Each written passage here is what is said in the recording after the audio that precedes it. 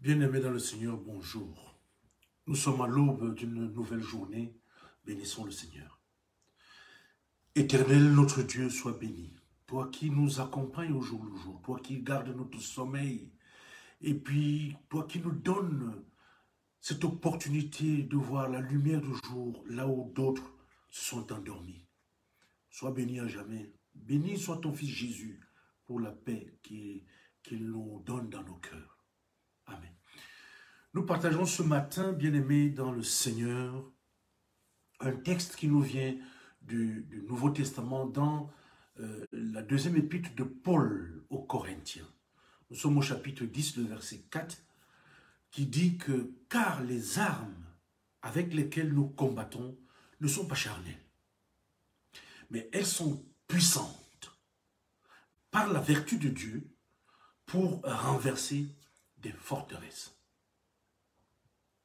Bien-aimés dans le Seigneur, vous et moi, nous avons un problème. C'est que nous sommes prisonniers de nos habitudes. Nous avons des habitudes chacun. Et ces habitudes sont parvenues à nous mettre chacun dans une prison. Et l'apôtre Paul parle de ces prisons en termes de forteresse. Ça veut dire que ce sont des endroits bien construits où on est là-dedans, c'est fermé. Nous sommes en prison. Nous avons tous donc des problèmes avec des mauvaises habitudes dont nous ne pouvons pas nous débarrasser. Alors, quelles sont tes mauvaises habitudes? Il faut accepter que tu en as. Parce que pour s'en sortir, ce n'est pas le déni que cela sera possible. Donc, soyons honnêtes. Nous-mêmes, nous réalisons que c'est notre attitude vis-à-vis des événements, n'est-ce pas, de notre vie qui détermine notre progression vers la maturité spirituelle et peut-être la position ultime que Dieu a préparée pour nous. Or, les mauvaises habitudes, bien-aimés dans le Seigneur, se mettent peu à peu à contrôler notre façon de penser, notre façon de communiquer et même notre façon d'agir. Les mauvaises habitudes nous prennent, c'est-à-dire que partie par partie de notre corps. Il y en a certains, c'est au niveau d'un pied, au niveau d'un orteil, un geste qui commence et qui devient une sale habitude, mais dont ils ne parviennent plus à se débarrasser en public. Il y a d'autres qui ont souvent un tic de bouger la jambe. Donc, voilà. C'est une illustration pour montrer que chacun de nous, ça veut dire que a une mauvaise habitude. Et ces mauvaises habitudes, quand elles commencent, elles nous prennent partie par partie, n'est-ce pas, de notre vie. Et sans même nous en rendre compte, nous ne nous passons plus de ces habitudes. Bien-aimés dans le Seigneur, nous devenons donc des esclaves. Et Paul dit que nous sommes donc, n'est-ce pas, dans des forteresses. Or, ces forteresses, il faut les renverser. Et souvenez-nous que nous ne pouvons pas réussir tant que nous nous appuyons alors sur nos propres forces. Parce que quand quelqu'un est en prison, il a besoin d'une aide pour en sortir. On ne peut pas être dans la prison et puis on ouvre soi-même la prison pour sortir. Il faut avoir une aide. Et bien aimé dans le Seigneur Jésus a dit, comme le sarment ne peut de lui-même porter du fruit s'il ne demeure attaché au cep. Ainsi, vous ne pouvez pas non plus, car sans moi, vous ne pouvez rien faire.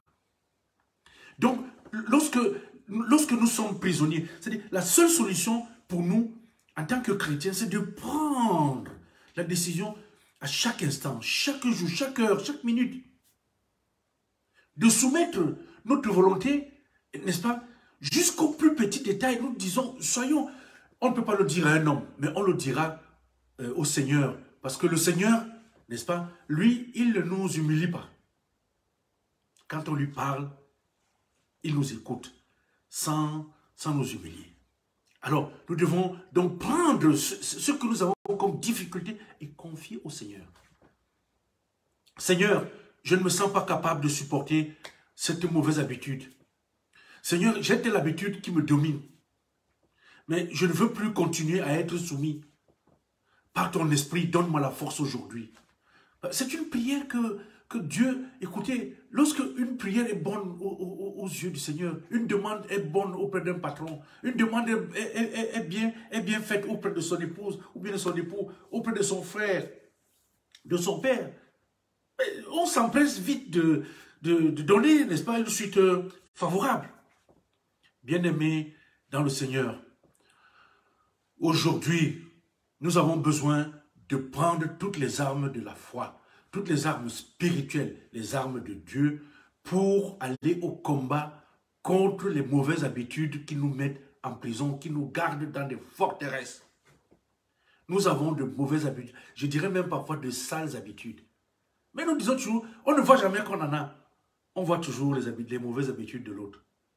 Bien-aimés dans le Seigneur, ce jour, prions le Seigneur. Disons à Dieu, disons au Seigneur Jésus, que telle chose me domine. Je voudrais changer ça. Et ce sera changé. Nous sommes prisonniers de nos mauvaises habitudes. Utilisons les armes de Dieu pour en sortir. Voilà le thème de notre partage de ce matin. Amen. Prions le Seigneur. Éternel, notre Dieu, nous te disons merci parce que tu nous aimes. Tu nous rappelles ce matin que tu es à l'écoute pour pouvoir nous aider à nous libérer des fardeaux qui pèsent sur nous, ces mauvaises habitudes qui provoquent parfois du désordre en nous-mêmes et au milieu de nous avec les frères. Viens donc nous aider spirituellement à les vaincre. Nous t'avons prié au nom de Jésus. Amen.